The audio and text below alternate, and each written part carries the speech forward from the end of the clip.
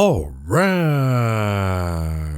Today is Sunday, the 9th of March. This is a recap for the stock market activities for the week that was and an outlook for the week to come. And folks, I got a good one for you tonight. This week was really interesting because we've discussed in details in the programming of this channel the policy and the macro reasons that are causing the change in the sentiment and the psychology about the economy and the markets. And now it appears that what we've been talking about in this channel for a while, before the year even began, that we're going to face a stagflation problem in the economy and soon enough a recession. And now we're beginning to see that the markets are reflecting that. We're beginning to see that sentiment and psychology in the economy are beginning to reflect that. We even had the president coming out today in the Sunday shows, not eliminating the possibility of a recession. The Federal Reserve recently did not eliminate the possibility of stagflation. So I highly encourage you to watch all of these shows that we produced throughout the week to understand what's going on in the macro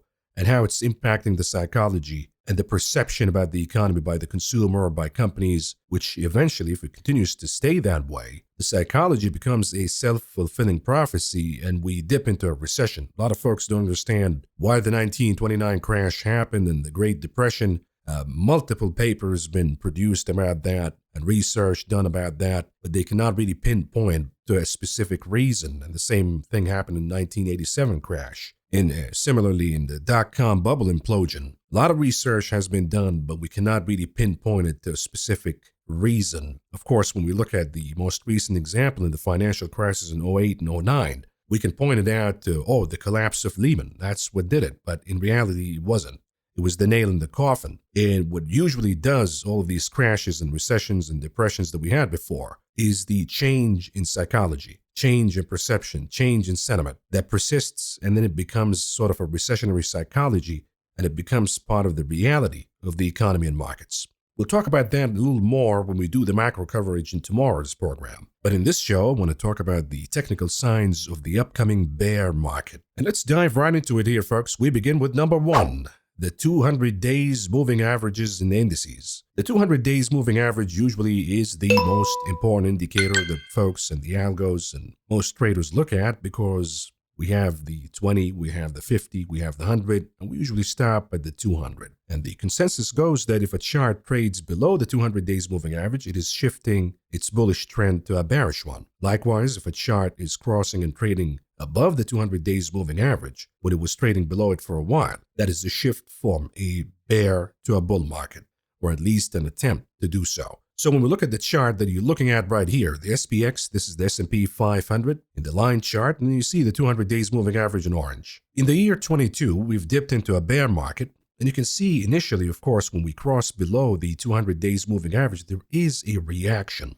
There is a little bit of a debate where we cross above again, and then when we come back and cross below a second time, usually that's the devastating conclusion that yes, after a period of debate, we have concluded that we should be dipping into a bear market. And we see flush down in the indices and flush downs in individual stocks, specifically the ones that led the movement to the upside. So you can see here in the example of 22, we've crossed below, came back up, then came back down again. That was pretty much the confirmation that watch out, we're going to go into a bear market for sure here. But it was a period of debate that lasted for a few weeks. Why do we see this period of debate once we cross below the 200 days moving average? Because traders and investors are waiting for confirmations, economic confirmations, confirmations from the Federal Reserve policy, confirmations from the fiscal policy, that the movement so far is the correct one. We also see a decline in the market all the way leading to the 200 days moving average. So we have shorts who are already sitting on profits. They begin to book their profits until we see more clarity from the policies, more clarity about the macro data. And of course, there's another cohort of the market that use it as a dip buying opportunity. Perhaps they think that this is just a false alarm and higher we go again. And we see some of those instances as I'm highlighting here in the year 23, when we got a crossing and a close below the 200 days moving average, initiating the bear market shift, but then came the Federal Reserve with their outlook on the monetary policy, indicating that they're going to cut rates, and that was the rescue. And then, of course, after that came the expansion of the AI mania, and it was no harm done. But in the example in 22, the debate was ongoing for a few weeks, and then the bears won. The shorts won, they resumed shorting again, and folks who bought the dips realized that it's not the right time this time to do it, and they abandoned their positions, and we've seen a break, a clean break below the 200 days moving average. And that was the confirmation for a bear market in 22. What we see right now is we have revisited the 200 days moving average here in 2025. We have yet to close below, and even if we close below, you will see a period of debate. We see short covering, we see dip buying, and we go back and forth until we get more clarity about the fiscal policy and about the monetary policy. And this time around, of course, because of the Trump administration, we need more than ever clarity on the tariff policy. But this is one of the warning signs that we are heading into a bear market. Sign number 2, the 50 weeks moving average. So you're looking at the chart once again, the SPX, the weekly chart, and then you're looking in blue at the 50 weeks moving average. You can see the same phenomenon. The 50 weeks is pretty much the equivalent of the 200 days moving average on the weekly chart. And you can see the crossing and closing below the 50 weeks moving average in 22, then the period of debate where we went up again, and then once we closed below a second time, that was the warning sign that the debate is over, the bears won, and indeed we're heading to a bear market. Of course, there's the rescue in 23. You can see that example for yourself. And now here in the year 2025, we've gotten really close to the 50 weeks moving average. We haven't closed below yet, but the revisit, to say the least, is threatening to close below. And if it does, the odds would say 2 out of 3 times it leads to a bear market. And the third sign, the monthly and the weekly MACD indicators on the S&P 500. So what we're looking at right now is the SPX, the monthly chart. And you're looking at the MACD indicator, you can see when the wave begins to turn. And you see the green columns in the histogram beginning to shift to red impressions in the histogram. And we see the white line, which is the MACD indicator, crossing below the blue, which is the average. Usually that's the confirmation, especially after a defined bullish trend. When that begins to shift, it is an indicator that we're heading into a bear market. And we see right now, where we stand in 2025, that the wave is weakening. The bullish wave is weakening dramatically and most likely coming to an end. There's no confirmation yet, but it's just a matter of time before we dip and we see red impressions in the histogram, and that'll be a confirmation of a bear market. You can see it also in the weekly chart, and we talked about this numerous times since last year in the third quarter. I've been saying study the wave, because when the waves in the weekly chart begin to roll over and threaten to cross below the zero line, crossing below the zero line is the confirmation for a bear market, as I'm highlighting in the example of 22. We're not there yet, but we certainly have a rolling and a peaking in the bullish momentum or the bullish wave in the MACD, and it's just a matter of time before we take the zero line and we get a confirmation of a bear market. The fourth sign, the high flyers getting crushed. We've seen this phenomenon back in 21 before the bear market in 22. We've seen the high flyers during the pandemic like Zoom and RKK and Carvana and DocuSign and all of the stuff that was assumed to be pandemic winners. We've seen these names crashing well before the official entry into a bear market by the indices. So when we look at the high flyers in the years 23 and 24, names such as ANF, Abercrombie and Fitch, for example, from the top all the way to the latest low, the name went down by almost 60%. You look at another example, AppLovin, one of the biggest winners in the year 24. From top to bottom, at least the recent bottom, the name went down by more than 50%. Carvana, which was a winner before the bear market in 22 and crashed well before, now becomes a winner in the year 2024, but recently, top all the way to the recent low, Carvana went down by more than 40%. You look at winners in themes such as the data center, AI data center themes like Constellation Energy, one of the biggest winners in the year 2024. Top to the recent low, the name went down by more than 40%. You look at certain stocks that are popular with the retail traders, what we call momentum or sentiment indicators. A name like Tesla, which was also a winner in the year 21 before the bear market in 22, but it cracked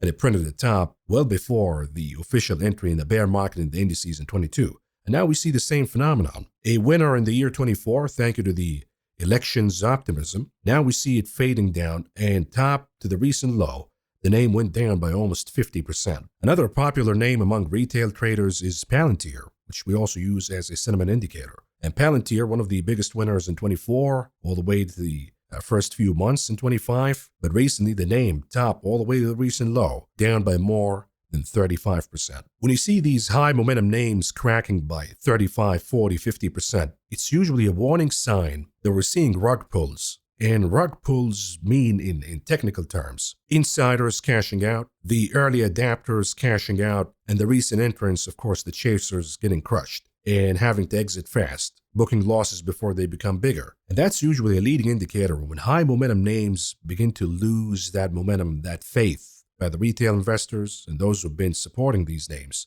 It's a leading indicator that this kind of souring sentiment will begin to impact the larger market, not just these high flyer names. Now, the fifth sign of an upcoming bear market, if we look at leading economic indicators topping and dipping into a bear market well before the actual bear market in the indices. What are we talking about? We're talking about sectors such as housing, home builders, transportation, airlines. Now, the official definition, of course, of a bear market is if a stock goes down by 20%. I disagree with that, but again, we can use that as a leading indicator. So when we look at a home builder, for example, like Lennar, and by the way, you can look at all of them. Pulte, you can look at D.R. Horton, you can look at Toll, all of them top in the year 2024. And since the top, at least in the case of Lennar, the name is down almost 40% from the top to the recent low. You don't see these kind of crashes in the home builders unless there is an upcoming bear market or a recession in the economy. You look at United Airlines, one of the biggest winners in 24. Recently, top to the recent low, the name went down by more than 30%. Well, if the airliners are going to begin to shift in their sentiment, we were bullish on them before, now the investors are beginning to exit. Why are they exiting? Because they're not seeing good things coming to the economy. They're seeing consumer spending slowing down. They're seeing more layoffs,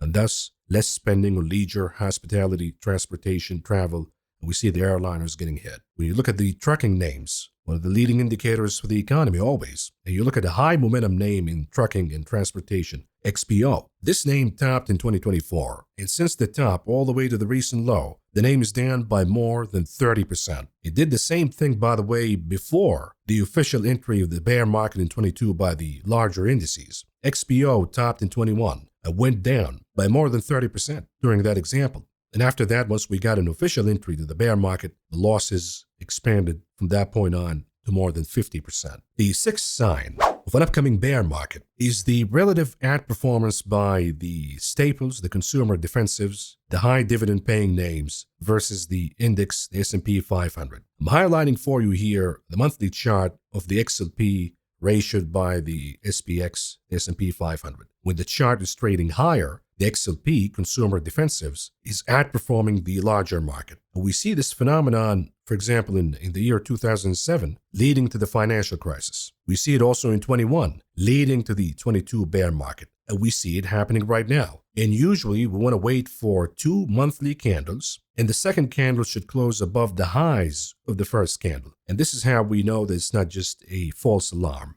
that this is reality, that the consumer defensives, the staples, the risk-off segment of the stock market, the dividend-paying stocks are beginning to outperform the larger market and momentum/growth names. That's usually a sign for either a recession or, most times, a recession and a bear market. Now, the seventh and the last sign that I got for you tonight for an upcoming bear market is the underperformance by NVIDIA. NVIDIA is what led and arguably rescued the economy from a recession in the year 23, along with the Fed's largesse in the aftermath of the regional banking crisis. But NVIDIA arguably, because the Fed could have failed, by the way, we could have seen more problems. But because of NVIDIA's outperformance in the market and its heavy weight that led the indices higher, the market went higher with it. And with that, the wealth effect in the economy, which led the affluent consumer to lead over 50% of spending in the economy and keeping the economy afloat from dipping in a recession, while the poor, the middle class, the lower middle class are all arguably in a recession, already been in a recession for years. We're just waiting for the affluent consumer to crack. And the affluent consumer is not going to crack until the market goes down. And what led the market higher is NVIDIA.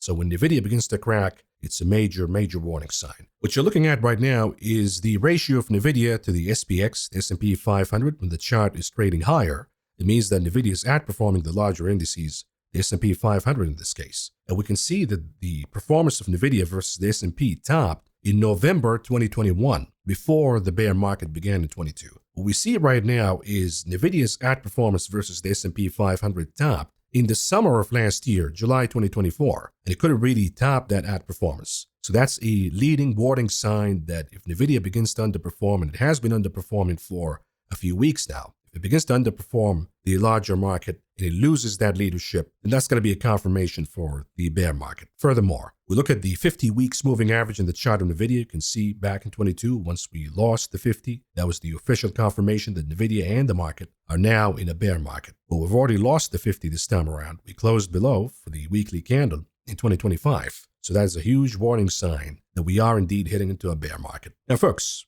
a reminder, I highly encourage all of you to join us as a Maverick member because we do a daily coverage, we do a daily show where we cover the macro and the market events. And I want to invite you so you don't miss out. If we're indeed heading into a bear market or there are developments in the economy, I want you to join us so you don't miss out. If we are indeed heading into a bear market, then I think I am the leading expert of how to deal and trade and invest in bear markets. I mean, you can go back to the year 22. It was a milder bear market, and the experts on CNBC were dazed, shocked, and confused.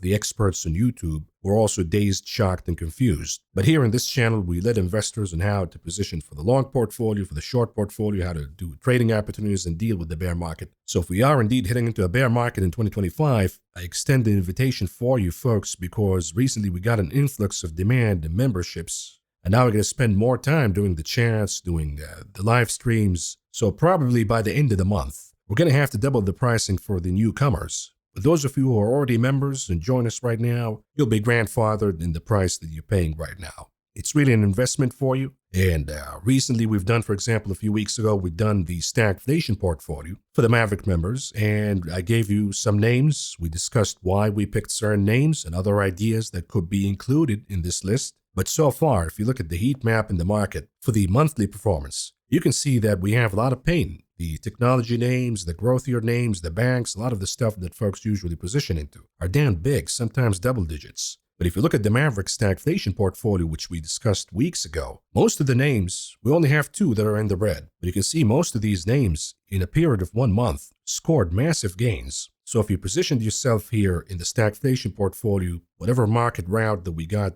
in the last few weeks, it was a no biggie really. Not to mention, of course, that I'm guiding all of our members, not just on how to position the long portfolio, but how to position the short portfolio, because in a bear market, there are more short opportunities than long opportunities. We're also guiding investors on how to trade, trading strategies. How do we deal? Because in a bear market, there is something called a bear market rally, which are usually sharp rallies. How do you deal with that? How do you hedge? If you have a stagflation portfolio like this, and in bear market rallies, we see rotations where these guys go down, and then the risk-on stuff begins to rebound. How do you deal with that? How do you hedge a stagflation portfolio properly? And then how do you play the rebounds and the risk-on in a bear market rally? I discuss all of these strategies on a daily basis, folks. So again, please do yourself a favor and join us. As a Maverick member, you can use the links in the descriptions. Join us here on YouTube or on Patreon and gain access to the daily coverage. Now, before we wrap up the show here, I want to cover some of the futures charts that we have to give you some updates. So if we look at the E-mini futures, this is the S&P 500 E-mini futures as they're trading at the time of the recording of this program. We're below the 200 days moving average, as you can see in the chart. We're below 5,800. Is the chart on the daily RSI, for example, or if you look at the lower Bollinger Bands as a parameter, is the chart oversold? Yes, it is. And usually when we have oversold charts, they're susceptible of rebounding. But you need a reason, because the rebound in such steep decline like this is led by the shorts booking profits, aka covering. The shorts have been shorting before. Let's say it's 6,000, 5,900. Booking profits, they need a reason to do that. And we might have a reason tomorrow, for example, we have a change in the news or change in the tariff policy or an update that causes that to happen. But at the end of the day, folks, so long as we stay below the 200 days moving average in the E-mini futures, you switch to the weekly chart, we're now trading below the 50 weeks moving average. It says the DMA here, but that's a mistake. It's the weekly moving average, the 50 weeks moving average in blue. And we see that the RSI is not oversold yet. So one or two things happen under these circumstances. We're both, at least in the Bollinger Bands perspective, both the daily and the weekly charts are oversold. Scenario number one is we get some change in the sentiment, some change in the news, which I haven't seen today in the Sunday shows or the president's interview. But if you get that change, we see the shorts doing some covering and we see a rebound in the market. But then there is a hesitancy among those waiting in the sidelines to buy the dips or those who trade the dips. Two different cohort. Those who trade the dips will begin to think, okay, nothing fundamentally changed. We got a nice rebound of 1, 2, 3%. Let me get out and wait for more clarity. Those waiting on the sidelines, they want to see more before they take the risk. What happens usually is you see that rebound and then we head down again. Now, the second scenario is that nothing changed in the sentiment. We still open next week with fear as the dominant theme. And what happens is a climactic move. Climactic move means a flush in the chart that you're looking at right now. We probably go all the way down in one shot to 5,600. You see a big pop in the VIX, and the charts become severely oversold in the daily and the weekly. Usually that leads to a stronger rebound because it merits a response by the policymakers. So how do we position ourselves in such uncertainty? Well, we have two possible scenarios. One, we can get a rebound right away, oversold rebound, then we go down again. Another scenario, we could flush down in a big way and then get a rebound after that. And then we'll see what happens. I've been saying to my viewers that the best way to do it is to have longer dated puts and shorter dated calls to play some rebounds. But you have to be dynamic.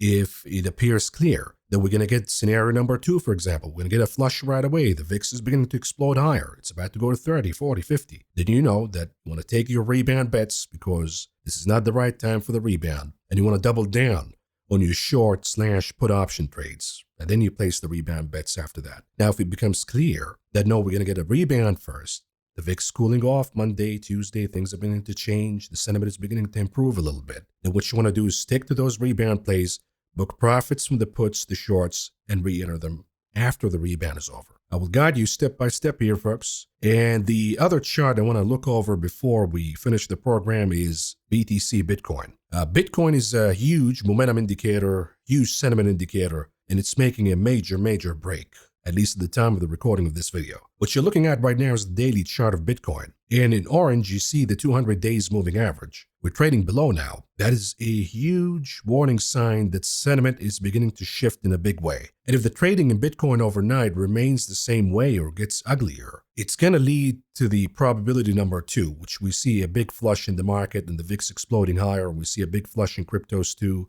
And then we'll see what happens, if there's a response by the policymakers or not. That could merit a rebound at that point. Furthermore, you look at the weekly chart for BTC, getting close to the 50 weeks moving average in blue. We've broken below the confirmation, 92,055. We're broken below the support after that, 86,578.62. Can we have support at the 50 weeks moving average? Perhaps. But I think the degree of the momentum, if we continue to go down in Bitcoin overnight, we're probably going to pierce below the 50 weeks moving average, might find support in the 60,000s. So this could be a big flush in Bitcoin. And if there is a big flush in Bitcoin, it will impact major markets and individual stocks alike, because we have huge positioning by retail investors in Bitcoin.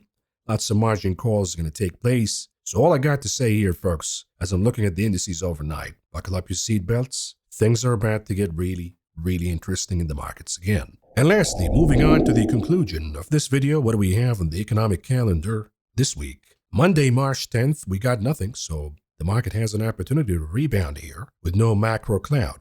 But it needs that support from the policy. Like I said in the Sunday shows, didn't see it from the president today. Then Tuesday, the 11th, we got the NFIB Small Business Optimism Index, along with job openings. Wednesday, the 12th, we have an important report because at least you want to see inflation coming back down so we can deal with the recession problem. But if we have the recession problem, recession fears, and then the CPI comes out Wednesday, confirming that no, inflation is not going down. Inflation is actually heading back up. Then we're going to have a confirmation of stagflation. At that point, I think it's going to freak out the markets because it handicaps the Fed. The Fed cannot do anything under a stagflation scenario. So Wednesday will be a critical day. And then Thursday, the 13th, we got initial jobless claims and the PPI, the Producer Price Index, also more important than ever as a leading indicator to the CPI. Usually the CPI overweights the PPI, but in a circumstance when we're looking, grasping for straws for any hope, PPI could be important this week. Comes Friday the 14th, we have another important reading from the University of Michigan, Consumer Sentiment, which comes with inflation expectations. It's an important macro week, folks. An important week from the technical side in the market. An important week from how the policy will respond if there's more market chaos. Like I said, grab your popcorn, buckle up your seatbelts. Don't forget about your diapers too. But for tonight, this is all I got for you folks. Thank you for joining us. Hope you found the conversation informative. And if you did, please return the favor by pressing the like button, subscribing, and consider joining us as a Maverick member. But with that, folks, this is all I got for you for tonight. Thank you for listening. Thank you for watching. I appreciate and love all of you. I'll be talking to you again tomorrow. Good night. Yeah, Lyle, it's a bear market.